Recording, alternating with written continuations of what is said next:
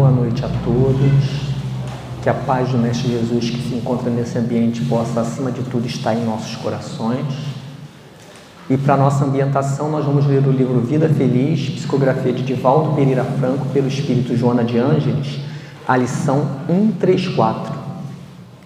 Repete a lição equivocada sem qualquer mágoa. A aprendizagem dispõe de várias técnicas para fixar o conhecimento. A do erro e o acerto constitui a mais comum e normal. Na área dos acontecimentos morais, o processo ocorre da mesma forma. Erro de hoje, reparado mediante a repetição da experiência. Aprendizagem fixada para sempre. Possamos orar agora neste momento. Senhor, nosso Deus e nosso Pai, querido Mestre Jesus, amigos espirituais, mentores desta casa, que possamos neste momento, envolvido por essas energias, Senhor, receber do alto tudo o que existe de melhor. Que a Tua luz, a Tua glória envolva todos aqueles que aqui se encontram e aqueles que não puderam vir. Que o nosso irmão que fará o estudo da noite seja orientado pelos seus mentores espirituais, para que possa trazer para cada um de nós aquilo que precisamos ouvir. Mais uma vez, Senhor, o que temos a palavra a dizer é gratidão pela vida, pela oportunidade que nos concede de estarmos aqui neste momento. Que a Tua luz e a Tua glória esteja sempre conosco, hoje, agora e sempre. Graças a Ti, Senhor. Bom, nós chegamos agora ao momento principal da noite, que é o nosso estudo. Hoje ele está a cargo do nosso irmão Luiz Maurício dos Anjos. A instituição que ele frequenta é o Grupo Espírita Missionários da Luz, que fica na Rua do Fomento 600, aqui mesmo em Santa Cruz. E nós estamos continuando o 6º mês do nosso projeto educativo doutrinário, Reforma Íntima, Desafio de Urgência, ano 2. E hoje o tema será ansiedade, depressão e outros transtornos emocionais, que nós possamos vibrar com o nosso irmão.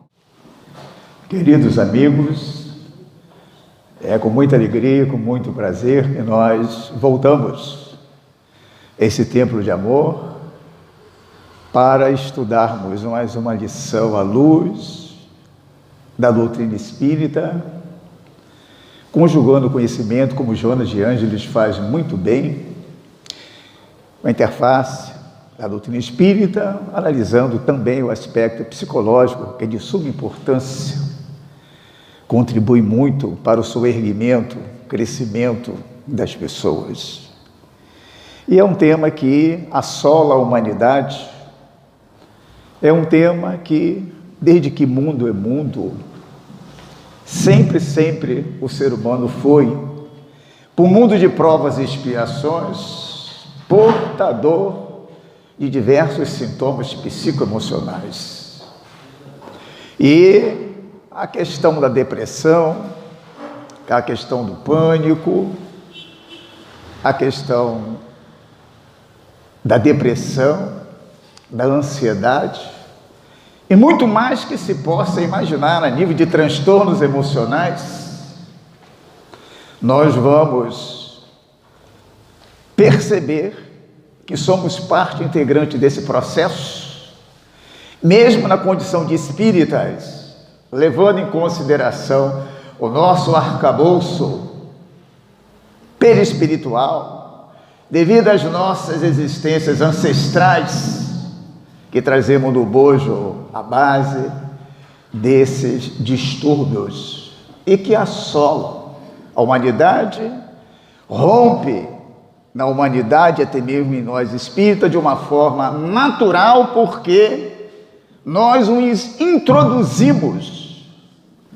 de uma forma irrefletida em existências pregressas. Então, são temas do momento que deveríamos constantemente estar discutindo, debatendo, para poder aliviar as nossas consciências e como espíritas, estarmos na linha e na condição de aliviar os nossos companheiros que não têm nem noção porque passam por certos transtornos emocionais. Eu preferi trazer a base, a estrutura, o alicerce, que vai explicar as causas e motivações dos distúrbios emocionais de um modo geral. Então nós vamos começar na introdução, refletindo nesse pensamento de Hamed, que é de uma importância extraordinária. A dor emocional, diferentemente da lesão material, implica uma angústia no corpo todo. Porém, a impressão física parece real. As dores da alma provocam um aperto no peito, uma dificuldade de respirar, uma sensação de que o coração vai se partir.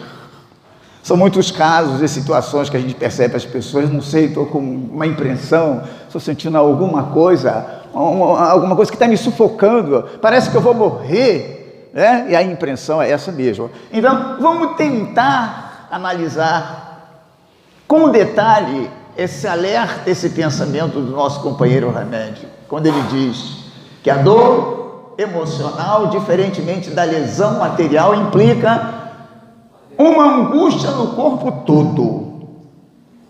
Então a gente percebe que ele está chamando a nossa atenção, uma angústia no corpo todo. Por quê? A dor no corpo físico pode ser proveniente de qualquer situação que, se não for pelo lado psicoemocional, pode doer, mas não é a dor tão intensa quanto a que ele se refere com as dores psicoemocionais. Porque a dor feita por um ferimento, alguma coisa que a gente tem que operar, daqui a pouco eu tomo um antibiótico, operou, daqui a pouco seca, acabou. Mas a psicoemocional pode acompanhar a criatura durante toda uma existência. E o que é mais grave? Não tem raio-x, não tem ressonância magnética, que até hoje me parece que é um instrumento mais sensível para buscar ou mostrar as causas profundas de onde está instalado certos sintomas da criatura, não consegue alcançar a dor emocional. Quando ele fala que acaba envolvendo o corpo todo, porque a dor emocional, ela é proveniente do ser, o espírito imortal, baseado em situações vivenciais dessa existência, como principalmente a base é de outras existências. Isso, quando assume uma proporção, acaba envolvendo todo o sistema, os trilhões de células que o corpo é constituído, vive esse impacto emocional, por isso todo o corpo ressente.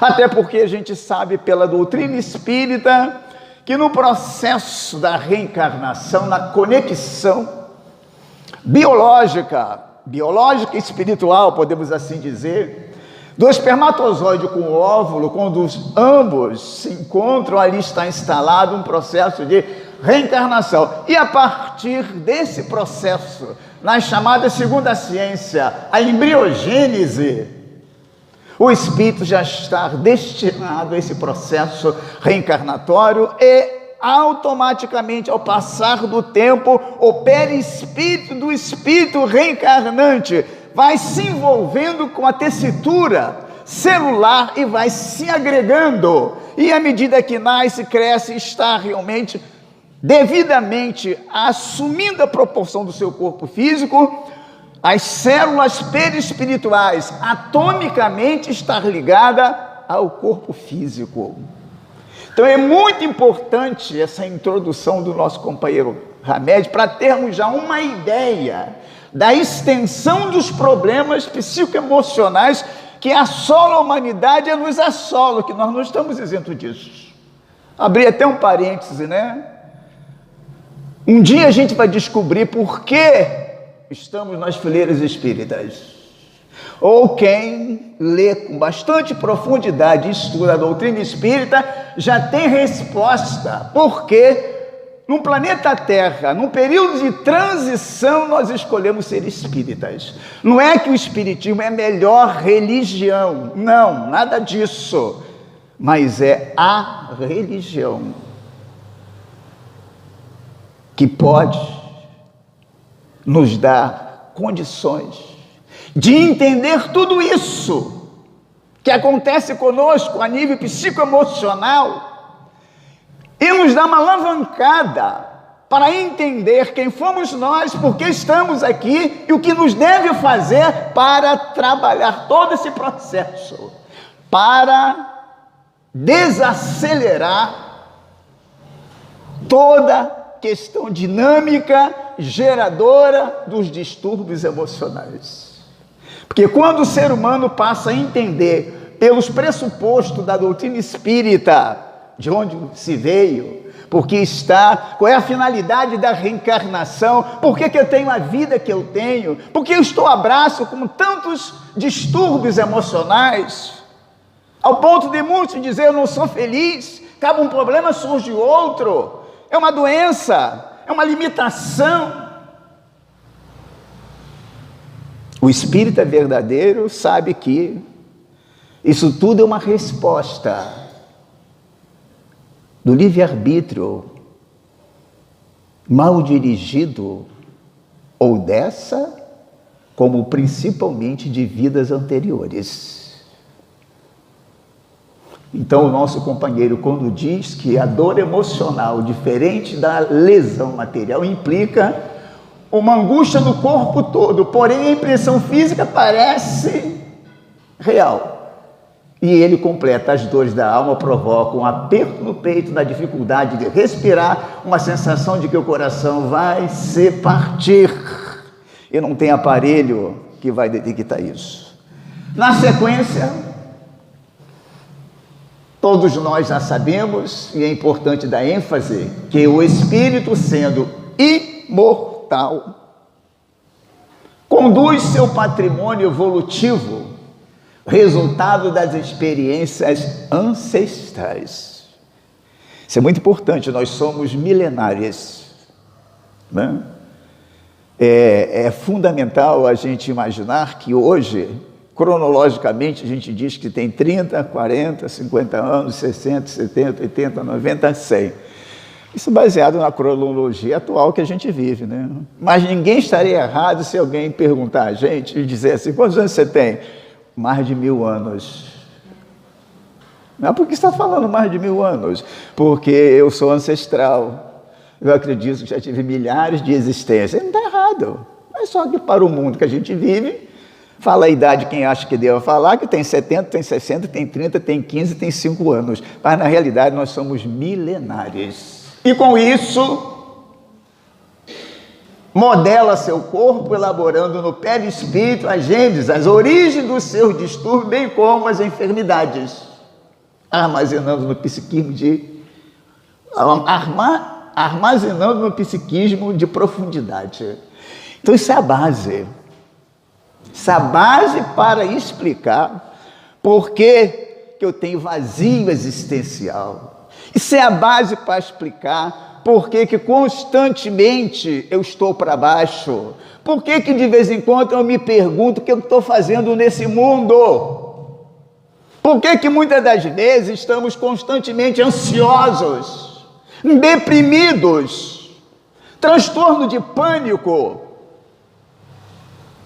bipolar e tantos outros transtornos que roubam a nossa harmonia, a nossa felicidade. A resposta está aí.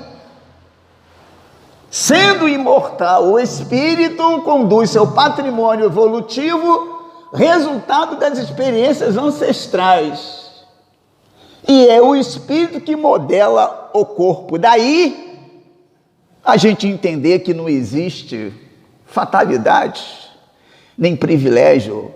Então aquela frase célebre, tudo que se nos acontece tem uma razão de ser, é baseado nesse pressuposto.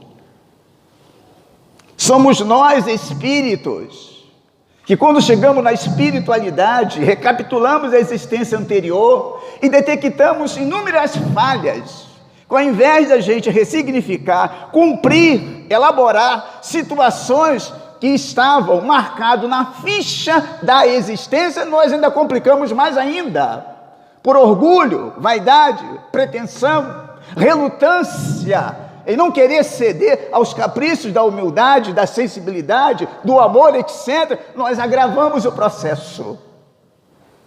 E isso gera culpa do outro lado. Isso gera culpa do outro lado. Isso gera distúrbio psicoemocional do outro lado da vida. Então, quando se reencarna esses distúrbios, por uma recapitulação existencial, que não fomos felizes, na nova programação do nosso corpo vai estar inserido esses distúrbios e tanto mais de outras vidas que ainda nós não planificamos, como Joana de Ângeles gosta muito de usar esse termo, planificação. E se é o Espírito que programa a nova existência, deixa instalado esses núcleos potenciais no perispírito, que vai aparecer durante a nossa vida como situação traumática que ainda não foram solucionadas. Quem não tem essa gênese,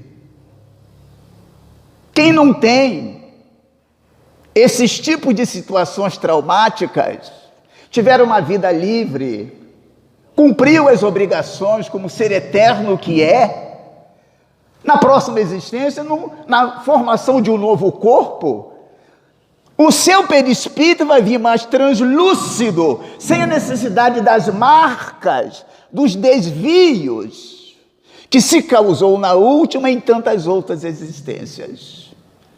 Tem pessoas que repetem, mesmo espírita, vê e tem consciência que para tal existência está na condição de liberar determinados sintomas comportamental que vai de encontro à ética moral, mas que não se esforça o suficiente para fazer a planificação. E vai. Quando desencarna, chega do outro lado, que imagina que era isso que deveria trabalhar exaustivamente, dar o melhor que pudesse para poder ressignificar, não ressignificou. Então é mais um núcleo em potencial a ser gravado no perispírito, para que ao longo da existência isso apareça automaticamente como resposta de um problema mal resolvido em cada um de nós. Por isso que a frase mente sã, corpo saudável funciona para isso daí que nós estamos falando. Por isso que a frase que diz que não existe doença, existe doentes, também é verdadeira. Até porque nós vimos lá na transparência inicial, quando é doença do corpo e quando é da psicoemocional, que envolve todo o corpo. Então o nosso psiquismo de profundidade, que é o inconsciente, ele tem a função de armazenar as nossas milenares existências. E a função do inconsciente na área perispiritual do corpo astral, do perispírito, a função é dinâmica. Se ele arquiva as existências ancestrais, com todo o colorido, com todo o movimento, com todas as épocas de acontecimentos, o psiquismo, à luz da psicologia transpessoal, ele é dinâmico, não é estático. Por isso, o grande dilema que nós passamos na nossa vida, para ressignificar as nossas más tendências, a dificuldade que Kardec sabia disso para poder classificar o espírita pelo esforço que faz para domar suas más tendências, porque ele já sabia que o inconsciente colocaria toda hora para cima quem somos nós verdadeiramente, pelas ideias intrusas, por certos caprichos de tendência que aparecem normalmente por olhar para o outro, a gente criticar, reparar, desejar, discriminar.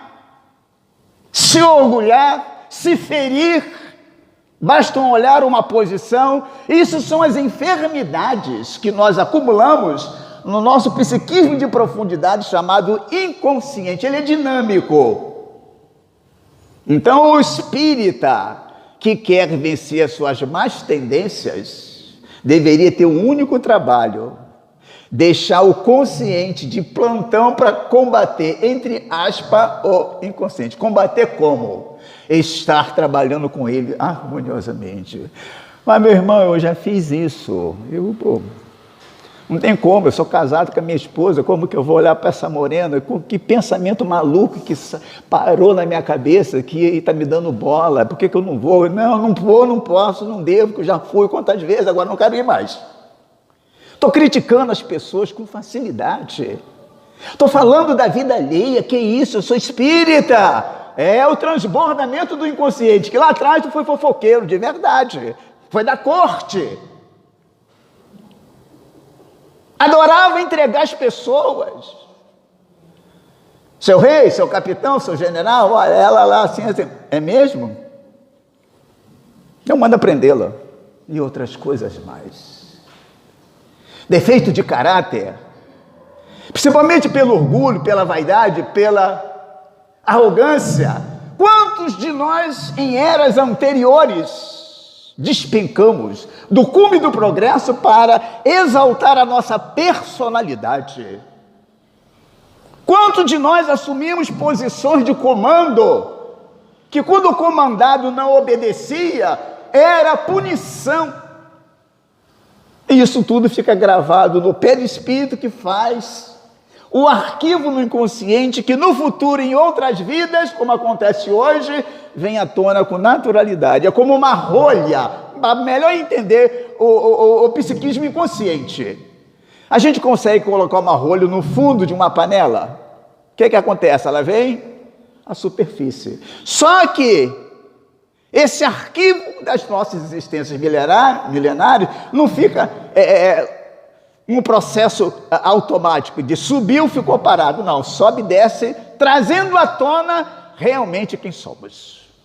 Por isso, Allan Kardec, com muita sabedoria, no livro dos Espíritos, na introdução, ele faz uma colocação lindíssima sobre o autoconhecimento. É importante buscar o psicoterapeuta? Então eu não estou falando isso, falar o que Kardec diz na introdução para qualquer um de nós não precisar buscar psicoterapeuta para as nossas dificuldades psicoemocionais.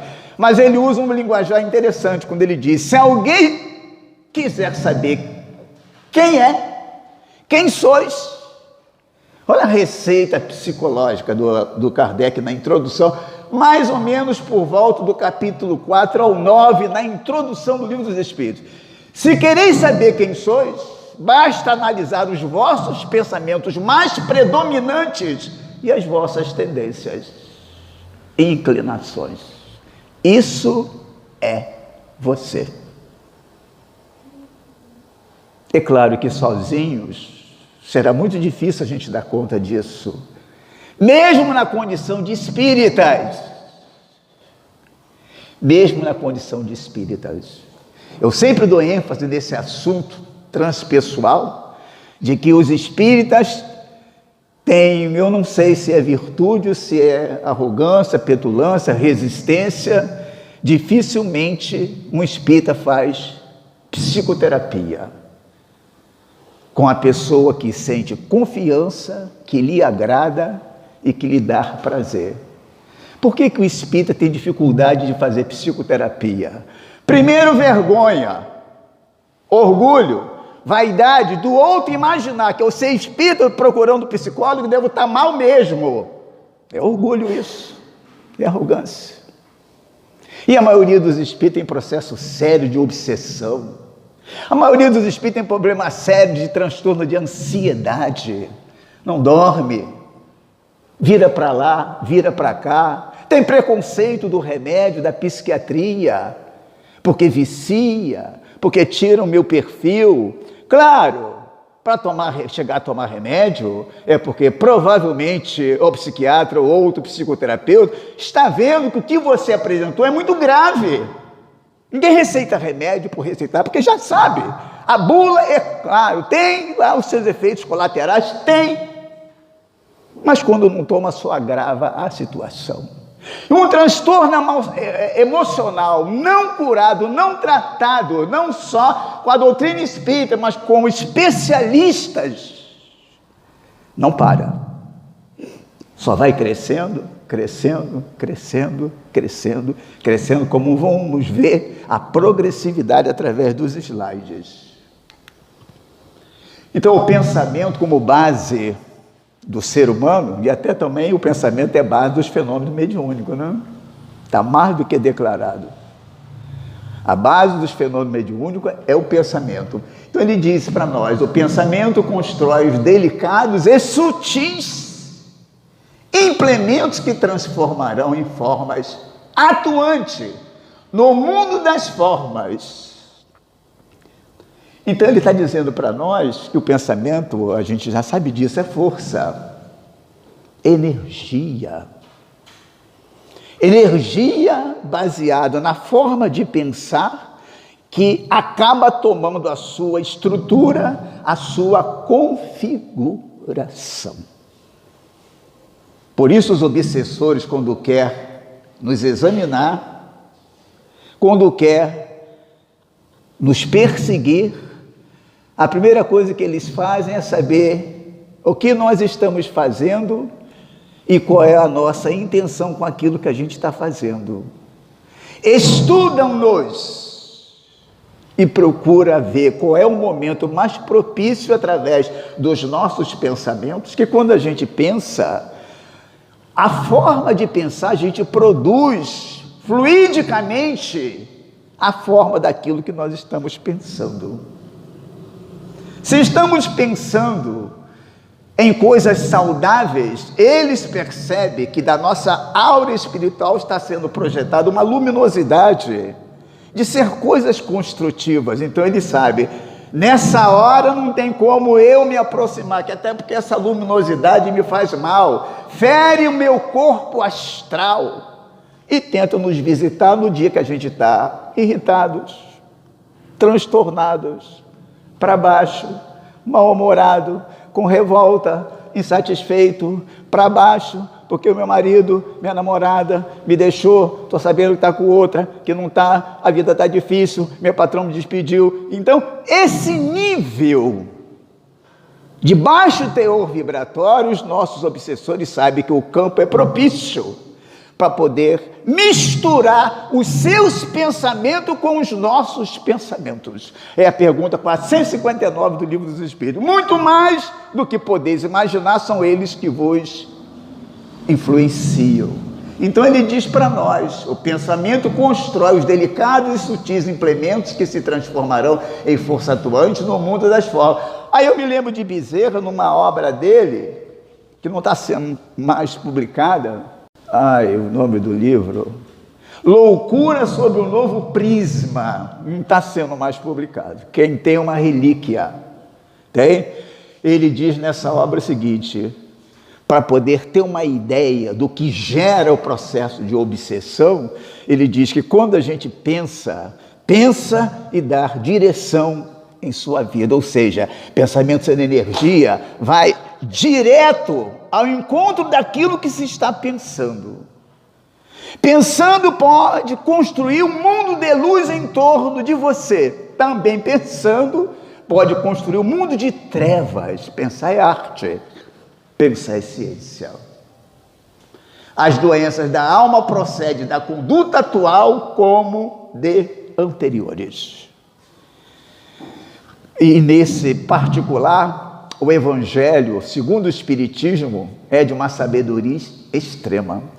Eu, quando apliquei o treinamento ou o curso de acolhimento fraterno, eu deixei como dica, e fica como dica para quem não participou, né? De que se queremos ser felizes na arte do acolhimento fraterno, deveríamos ler e reler repetidamente 4 pontos do Evangelho segundo o Espiritismo. Primeiro, causas atuais das aflições. Segundo, causas anteriores das aflições. Terceiro, esquecimento do passado e motivo de resignação. É mais ou menos o que ele está falando para nós aqui. As doenças da alma procedem da conduta atual como das anteriores, ou seja, estamos enquadrados. Não temos como nos rebelar contra as leis divinas. Sou dedicado da causa, estou quase constantemente no centro, faço a campanha do quilo, sou do movimento espírita, sou da área mediúnica, sou palestrante, visito o hospital, faço tudo, mas essa obsessão não passa. Esse transtorno emocional está constantemente comigo. O que é isso? Procede da conduta atual como das anteriores. Aí alguém pode dizer, mas anteriores eu não sei, não estou vendo. Será que é verdade mesmo? Se submeta a uma TVP, uma terapia de vidas passadas.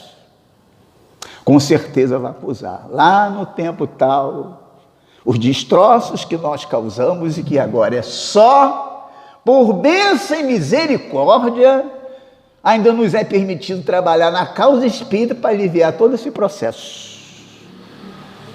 Deveríamos sempre agradecer a existência que temos. Muitas mãos carinhosas, na hora do planejamento existencial, esteve conosco e disse, não tema, meu querido, minha querida, eu estarei te inspirando, porém a decisão, para os graves momentos que você terá que exercitar, eu estarei apenas te inspirando, a decisão para ressarcir sua. Você vai ser espírita, vai ter amigos, companheiros que vai te sustentar lado a lado a você superar essa situação. E mesmo assim, muitos de nós nos entregamos.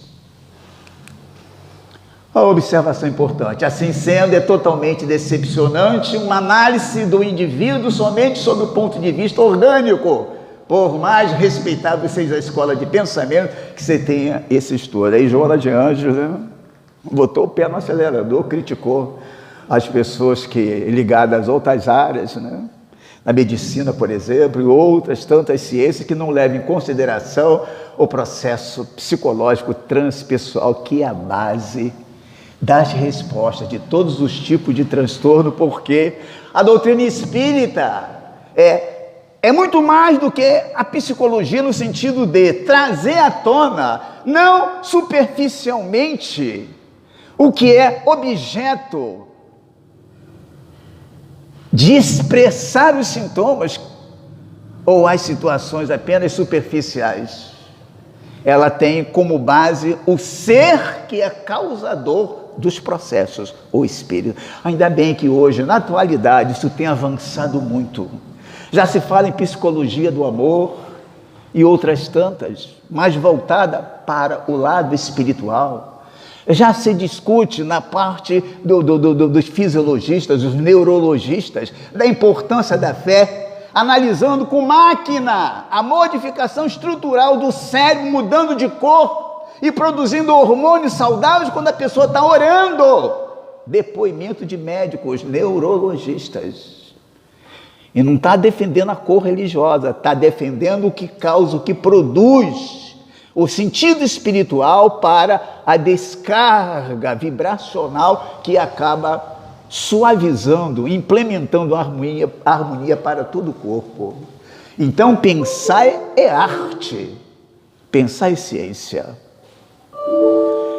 Cada um de nós, se deseja automaticamente resolver a questão existencial, será preciso, acima de tudo, policiar os seus pensamentos.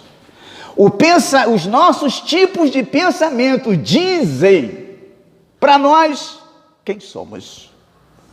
Os nossos pensamentos dizem a nossa natureza espiritual. Os nossos pensamentos vão dizer das nossas conquistas, salutares ou infelices. enfermiça os nossos pensamentos. E o que é mais importante, companheiros, nós não fazemos nada sem pensar. Tudo carece da força do pensamento. Então ele é a base da nossa vida.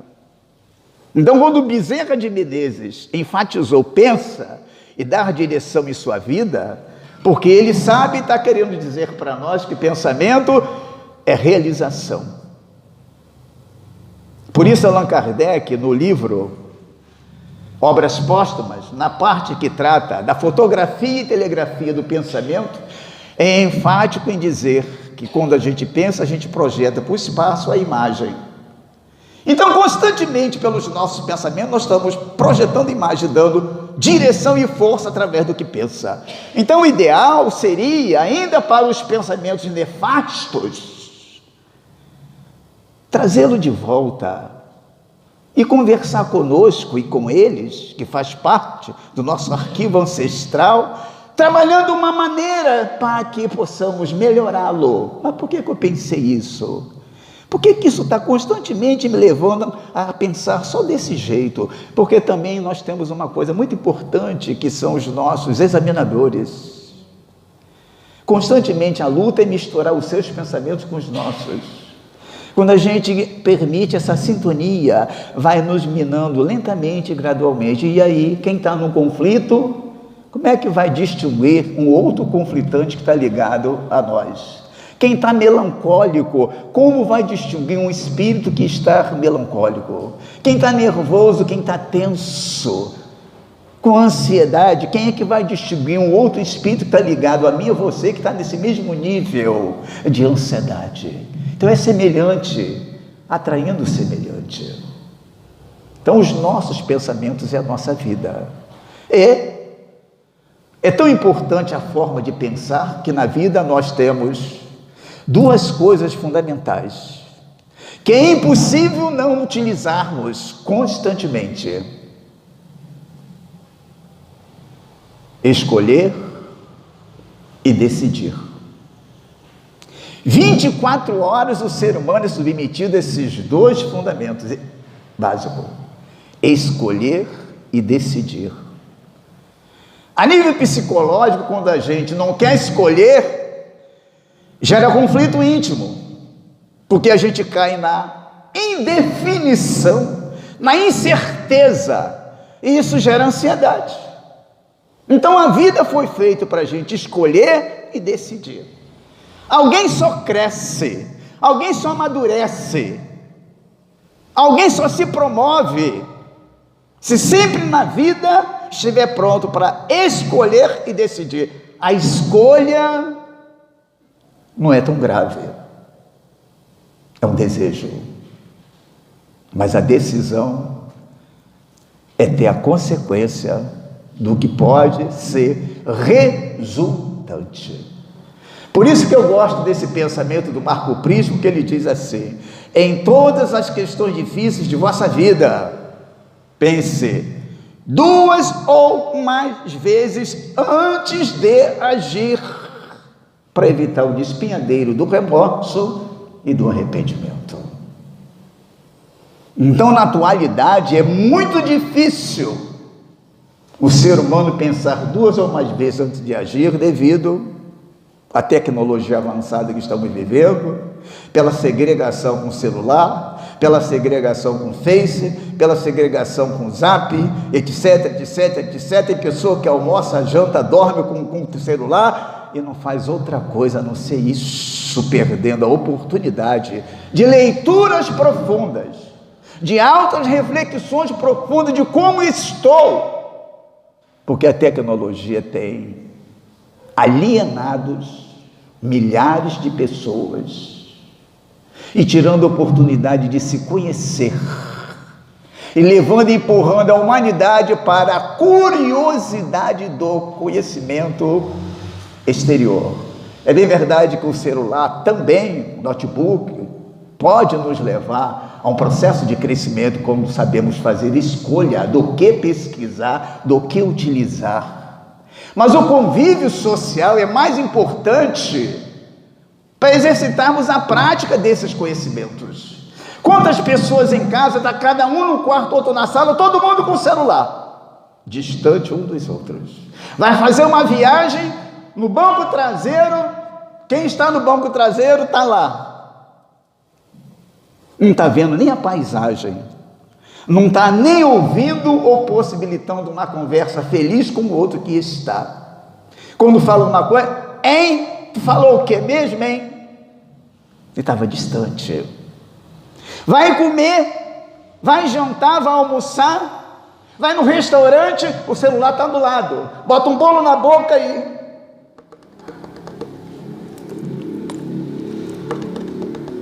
Isso chama-se alienação.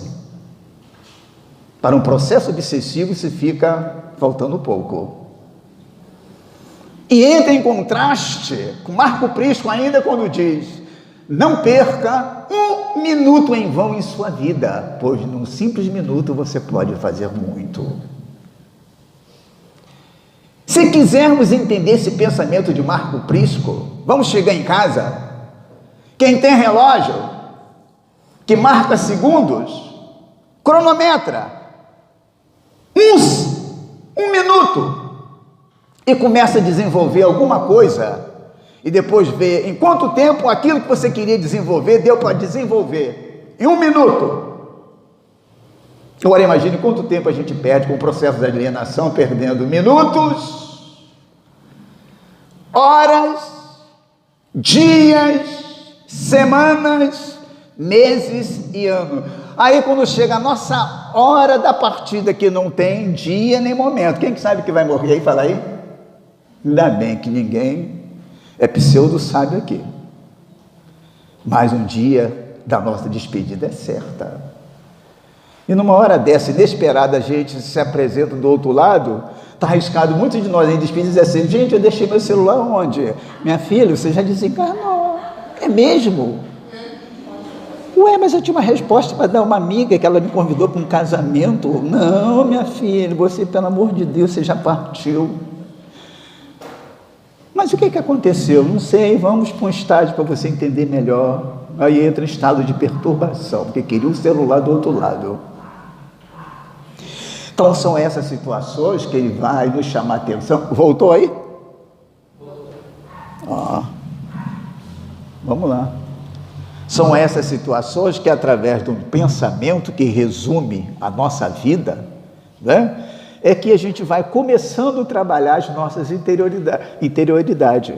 Porque o pensamento que brota nas nossas telas mentais, induzidas, o que na maior parte são nossos, eles estão dizendo o fermento interno que temos armazenado no nosso inconsciente. Até os nossos sonhos revelam situações vivenciais dessa ou de outras vidas. Por isso que os nossos guias, de vez em quando, a gente fica todo prosa e metido. Mas não sabe por que acontece às vezes? Os nossos guias nos levam a uma região no plano espiritual, a gente entra no hospital, que coisa linda, eu estou lá como professor, professora, fazendo palestra para milhares de pessoas. Isso é só para recriar, botar uma balinha na nossa boca, o que nós precisamos fazer para alcançar esse estágio. A gente às vezes volta para o corpo todo feliz, né? Ai, que coisa maravilhosa, eu não estou tão mal assim não, porque hoje tem que ver, eu estava do outro lado, que coisa, voei, que coisa. O guia espiritual está querendo dizer, você precisa trabalhar para esse voo, você não está fazendo isso, te vi, só te dá uma amostra.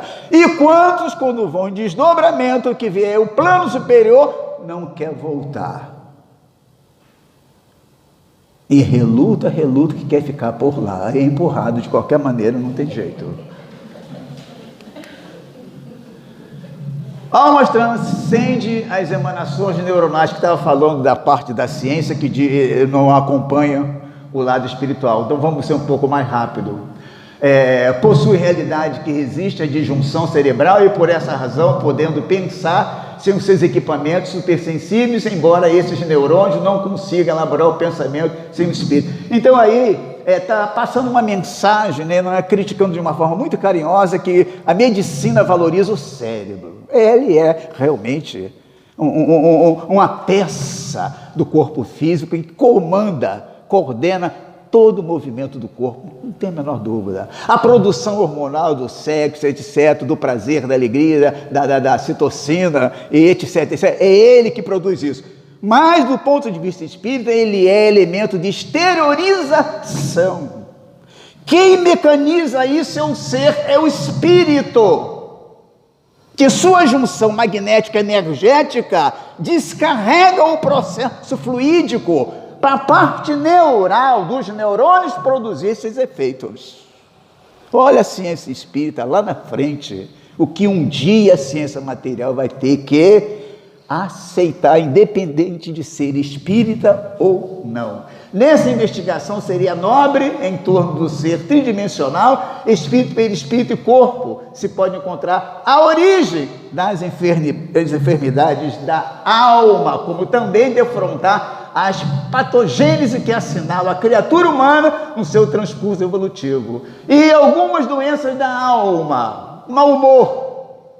Olha da onde vem o mau humor. Resulta de distúrbios emocionais profundos ou superficiais. Se instala de forma sutil e passa a constituir uma expressão constante no comportamento do indivíduo. Então, o mau humor são pessoas que no passado malbarataram a existência, não assumiram o compromisso, negligenciaram a oportunidade existencial e que agora reencarna esse fundo mantenedor de preguiça e negligência do passado, lhe tira o prazer da vida, não está feliz com nada, é a pessoa mal-humorada. Ainda na questão do mau humor, por trazer matriz inserida nos tecidos sutis da realidade espiritual, transfere-se do corpo psíquico para a organização somática do corpo, através da hereditariedade que responde pela sua fixação profunda de caráter expiatório. Então, o tratamento para todos os tipos de transtornos emocionais, num resumo, seria a psicoterapia, que eu dei ênfase ainda há pouco, que muitos espíritas ainda tem travão para dizer que eu estou tratando disso, acreditando que os guias espirituais vão nos salvar e não salva, acreditando que a doutrina espírita é remédio e cura para todos os males, mas faça por onde que eu te ajudarei. Psiquiatria quando necessário, e tudo que o centro espírita pode nos oferecer de fluidoterapia. O mau humor é um mecanismo de fuga de consciência culpada. Então, a síndrome do pânico, ela tem as causas, suas fragilidades psíquicas, pela ansiedade de separação, ou questões lá da infância, em que a criança deixou de ter afeto dos seus pais, foram maltratadas, represadas, reprimidas. Isso a criança já vai internalizando como medo, e vai cada dia no seu desenvolvimento, se os pais não levam para um tratamento desde cedo, vendo o mundo como uma coisa fantasma, sem reação, apenas pelo capricho de uma repressão. Mais tarde, esse ser pode desencadear um processo de pânico, que com o tempo ele sabe que tem que se aventurar, com o tempo tem que se expor, mas ao mesmo tempo está cravado no seu psiquismo toda limitação e falta de afeto dos pais na sua infância, ele entra em pânico. Como também ele pode dizer as causas, obsessiva e etc, etc. Nosso tempo já expira, a gente tem que dar uma corridinha. Então, ainda um transtorno de pânico, fala dos remédios necessários, que não leva ao desencarne, que muita gente tem medo de morrer no transtorno de pânico, mas não morre não. Não existe estatística no mundo inteiro que alguém morresse de pânico, para aliviar quem tem pânico. Agora, pode, numa crise aguda que não está em tratamento, de repente ser tão aguda que pode desmaiar, acordar numa enfermaria ou no pronto-socorro, mas matar, não mata. Tá? Conclusão, está, portanto, no passado do espírito, próximo ou remoto, a causa de qualquer transtorno psicológico, psíquico ou orgânico, por constituir alicerce profundo do inconsciente, como já falamos. E para a gente fechar, a cura definitiva de qualquer tipo de transtorno, ao longo, a médio, a curto prazo, ainda é o amor imbatível amor, através do autoconhecimento, vencendo as nossas más inclinações. Se fizermos esse exercício para qualquer tipo de transtorno e sermos sistemáticos diariamente, vamos acomodando as coisas no seu devido lugar e podemos ainda nessa existência ter domínio sobre os nossos transtornos e vivermos uma vida, se não totalmente planificada, mas com direito de ser feliz, apesar de todo esse tipo de transtorno que constitui um modo de reparação que precisa ser dado nessa existência. E para fechar em definitivo, veja que reflexão linda. Jesus, o psicoterapeuta por excelência, asseverou no Sermão da Montanha, Mateus 5,4: bem-aventurado os que choram, porque eles serão consolados. Decorado, isso é tão fácil, não é? Mas só estaremos cumprindo essa bem-aventurança se estivermos recuperando das culpas e mazelas. Se tivermos do exercício da recuperação das culpas e mazelas, aí sim nós seremos bem-aventurados. Que Ele, nosso amigo dileto, que nos ama incondicionalmente, independente dos nossos defeitos, e que ainda espera de cada um de nós levantarmos com ânimo, prosperidade e acreditando que tudo passa, para contar conosco hoje e sempre, se Deus quiser. Nós agradecemos o excelente trabalho do nosso irmão Luiz Maurício. Senhor nosso Deus e nosso Pai, querido Mestre Jesus, neste momento envolvido, Senhor, nessas energias, direcionando o nosso pensamento ao alto, que possamos receber de Ti, Senhor, essa luz de bênção, que consola, que acalma, que alivia, Senhor, o nosso coração, que possamos, confiantes na grandeza do Teu amor, transformar a nossa vida íntima, Senhor, buscando o caminho do bem, da paz, do amor, seguindo na Tua direção, pois temos a certeza, Senhor, que nunca nos abandona, sempre está ao nosso lado, ao nosso caminho, que possamos ter o nosso coração aberto, Senhor, para receber de Ti a grandeza do Teu amor, que a Tua luz, a Tua glória, Senhor, nos envolva, hoje, agora e sempre, graças a Ti, Senhor. Uma boa noite a todos e um bom final de semana.